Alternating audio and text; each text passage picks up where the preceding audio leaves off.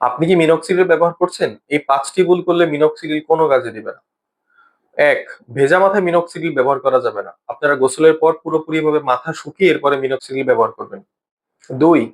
তেল দেওয়া অবস্থায় সেটির উপর মিনক্সিডিল ব্যবহার করলে মিনক্সিডিল কাজে দিবে না। তেল দেওয়ার পরে আপনারা শ্যাম্পু করে মাথা ক্লিন করে শুকিয়ে এরপর মিনক্সিডিল দিবেন। ৩. মিনক্সিডিল দেওয়ার পরপরই বালিশে মাথা দেওয়া যাবে না। মিনক্সিডিল দেওয়ার মিনিমাম ১ থেকে ১.৫ ঘন্টা পরে বিছানায় যেতে হবে। না হয় মিনক্সিডিলটি বালিশে লেগে যাবে এবং সেটি ঘুমানোর সময় আপনার চেহারায় লেগে অবাঞ্ছিত লোম গজাতে পারে। ৪. মিনক্সিডিল দেওয়ার পর কমপক্ষে ৪ ঘন্টা মাথায় রাখতে হবে। ৪ ঘন্টা রাখার আগে মাথা ধোয়া যাবে না। কারণ মিনক্সিডিল সম্পূর্ণভাবে অ্যাবজর্ব হতে ৪ ঘন্টা সময় লাগে। ৫.